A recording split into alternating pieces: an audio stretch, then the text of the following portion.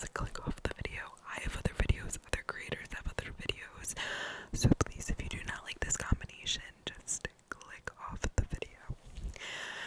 So for those of you like myself who do like the combination, today I am going to be reading a story that was sent in by her creation, and it is titled, "When I Was a Kid, My Dad Kept a Secret Second Family in Our Basement." Growing up, I thought everyone had a second family in their basement. In retrospect, I understand how ridiculous that sounds, but it was all I'd ever known. I knew that every night my dad tended the leftovers from dinner with foil, got up without a word, and carried the plate to the basement. I'd listen from my room as he lumbered down the creaking steps, held my breath to hear the muffled mumblings of his greetings. I knew that every morning he'd make the trip downstairs to see his second family before work, then kiss me on the top of my head and ruffle my hair as he walked out. I knew that each Christmas he'd bring a sack of brightly wrapped packages downstairs in a Santa suit. I knew that my dad had a second family in the basement, and it seemed so normal that I thought everyone else did too. Bitch, that ain't normal. I'll never forget the first time I asked my mom about them. I was young, maybe 5, when I finally found the words to ask. "Mommy, why can't I play with the people in the basement?" My mom was the human embodiment of frenetic energy, an organic, perpetual motion machine. That's an interesting way to describe your mother, but okay. Always pacing or cleaning or stirring a pot, always with a lit cigarette tucked between her yellowing fingers. Lovely. I'll never forget that as that question hung in the air, she finally stopped for the first time. Her stillness was unsettling in a way I can't explain. "We don't talk about them," she rushed, chasing the hurried statement with a lengthy drag off her cigarette. She blew a plume of smoke out the window before leaning down to meet me at face level, her bloodshot eyes mere inches from my own. "You don't need to play with the kids, but the kids need daddy." Oh my god, what the fuck? She paused again, the haunting image of her at a standstill etching itself into my mind permanently. Finally she muttered, "Daddy needs them too." That night I heard my mom shrieking at my dad in the bedroom. I was surprised that they didn't know that I knew, more shocked, frightened even, to find out that they did not want me to know. Most of all, they didn't want me to tell anyone at school. Anyone at all, really. After that night, everything was different.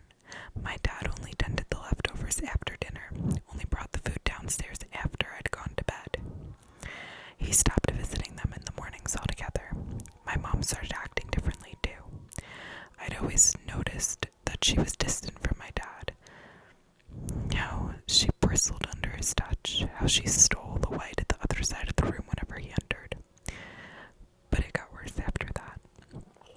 As a kid, I felt deeply guilty. I felt like I'd ruined my parents' marriage. But I was just a kid and I was curious. My mom meant to dissuade me from asking more questions, but she accidentally gave away something that made me even more curious. The downstairs family had kids, maybe kids my own age to play with. I needed to know about them in the way that makes little kids need to understand all of the strangeness of this chaotic world. Need to make sense out of the nonsense that surrounds us daily. The nonsense that we become acclimated to as adults, but struggle with endlessly as children.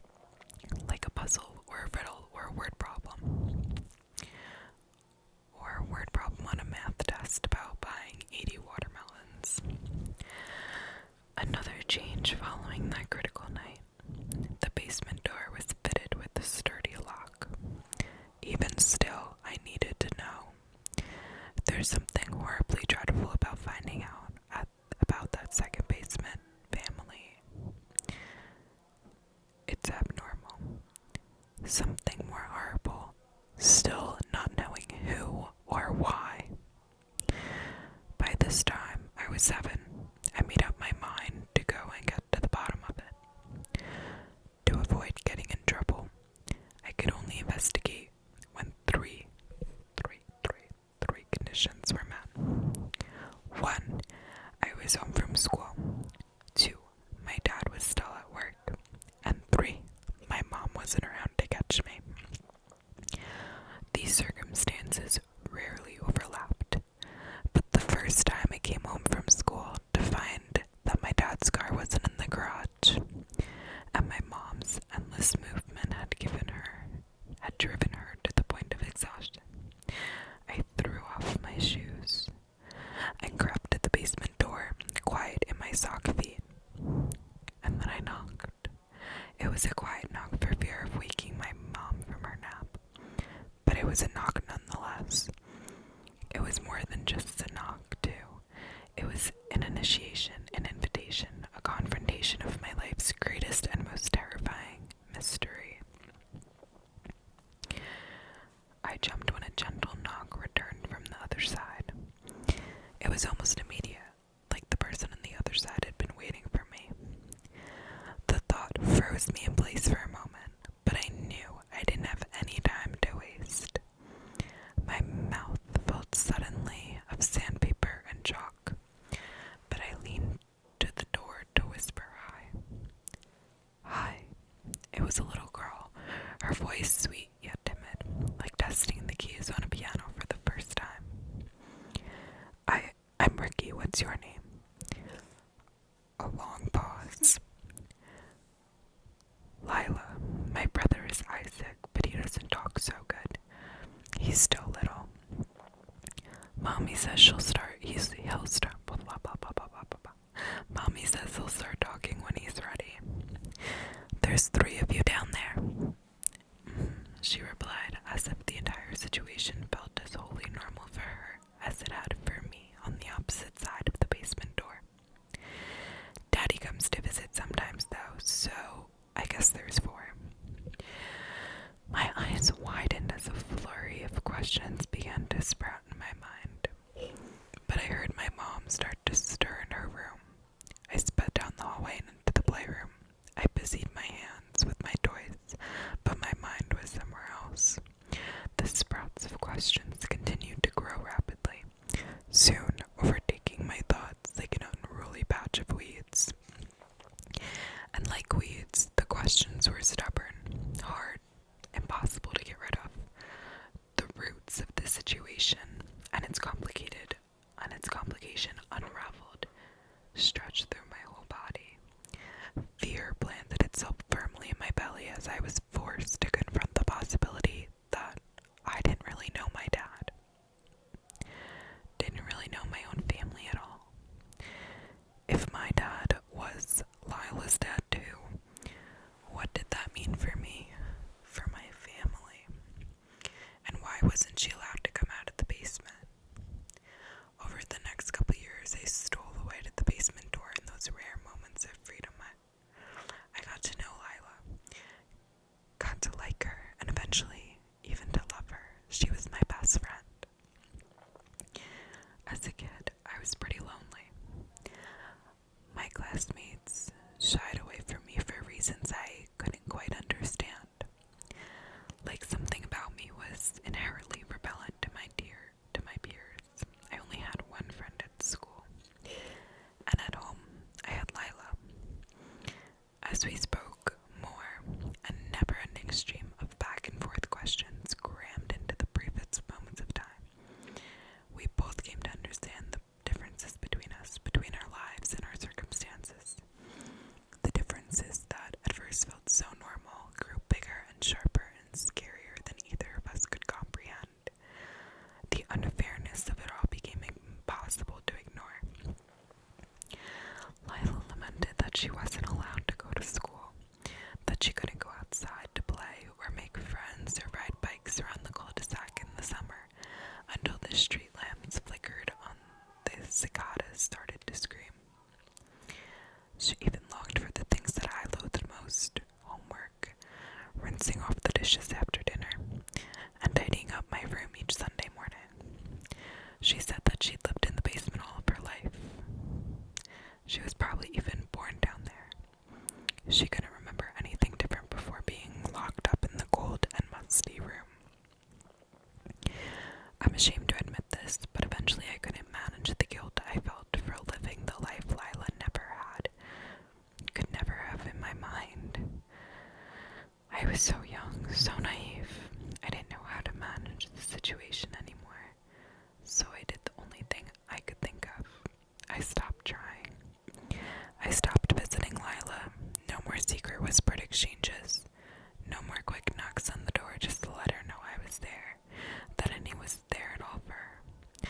Days and weeks and months and years trickled by, with Lila never quite leaving my thoughts, but with her existence instead compartmentalized, confined to the basement of my own mind. At home it was harder to keep the thoughts of her locked away. When my dad brought her dinner hours past my bedtime, I'd lay awake warm in bed. Sometimes I'd hear her scream. Sometimes I'd hear the tray clatter to the floor, the plate fracturing on impact. Sometimes I'd hear her crying, awful, painful sobs, while I assembled new Lego sets in the playroom. Sometimes she would call out my name. I'll never forgive myself for this. I hate myself for it, and I deserve to, but I ignored her every single time. Worst of all, though, was when she started knocking. I was finishing up my science homework for the day when the first knock came. A quiet knock, but a knock nonetheless. An invitation, a confrontation. My blood ran cold as I realized where it was coming from, who it was coming from. I hopped on my bike and didn't come home until dinner was on the table. That night, I heard my dad scream back at Lila for the first time, yelled at her to knock it off with all the knocking. He took care of her little brother, and her mom. He could only do that if she stayed in the basement, if she stayed quiet. She wasn't persuaded, though, and her knocking only grew more frequent and louder. I was about 10 years old by then, so I had a little more freedom. All the freedom in the world compared to Lila. I avoided my house at all costs, only returning in the evenings where I'd be greeted immediately by the knocking. By then it was less knocking and more ramming, the total weight of her body into the door. My mother took to vacuuming the house obsessively just to cover the noise. She wouldn't even look at my dad in the eye anymore. I imagined the bruises blooming on Lila's shoulder up and down the length of her arm. If it hurt her, she didn't let on. She didn't stop. Soon, sleep became a distant memory, leaving me dazed and irritable, confused, and most of all, terrified. I began showing up at my school friends, now my only friend's house unannounced, just to escape Lila's knocking. His parents clearly didn't like me, and tensions rose between the two of us kids, escalating to a boiling point that ended in a fight. I slugged him in the gut, and he returned with the words that broke everything. A blow far more powerful than he could have delivered with small hands pulled up into fists. My mom says you're a bastard, and that your mom's a whore. I had to go look up in the dictionary when I got home. I had to gather the courage to once again ask a difficult question. Mom, am I a bastard? I had to watch my mom lose her momentum, to stop again. I had to watch what little light she had left in her go out. I had to sit there as she left the room, had to sit there spilling hot tears as the knocking kicked up again. Each powerful thrust against the door racking my mind, a painful reminder that Lila was coming for me. But my mom came back, and she returned with an old newspaper clipping in her hands.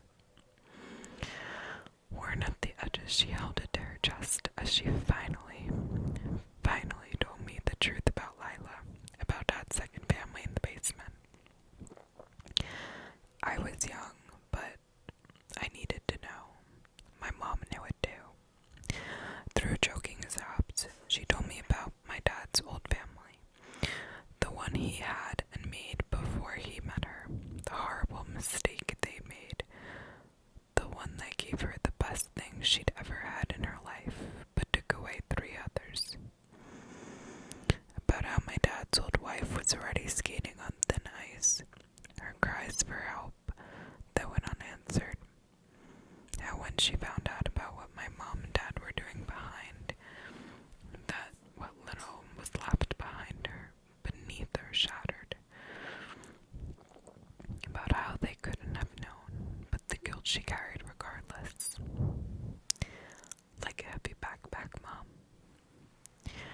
Yes, sweetie, but I can never put it down. That Lila was dead, and Isaac too. That their mom had done that to them and did it to herself too. My dad found them in the basement when he got home from work. That he'd never forgiven himself, and that my mom never had either. That when they reappeared back in the basement like nothing had happened, even after their bodies were taken and buried all those years ago, they couldn't think of anything to do but give them a normal life as possible. Yet another difficult question, but why do they have to stay in the basement? Wait, I'm so confused. What? I found out later that evening that when my dad came home from work and unlocked the door, Lila came out of the shadows, and I flinched instinctively as I saw her face for the first time. Saw the gaping hole in her face where her left eye should have been. Isaac was little like Lila said, but the oozing wound up to his jaw would have made it nearly impossible for him to speak if he had the chance to grow up. I was scared at first, but I put on a brave face and took Lila by the hand. I played with Lila and Isaac for the first time, shared my toys with them, laughed with them. I didn't meet their mom that day, but I would years later. Once she and Lila and Isaac knew what became of them. She struggled to cope. She doesn't come out often, but I treat her kids with kindness when she does. The woman I know her as now couldn't imagine doing what she did. My dad's second family stayed inside, but they were no longer confined to the shadows of the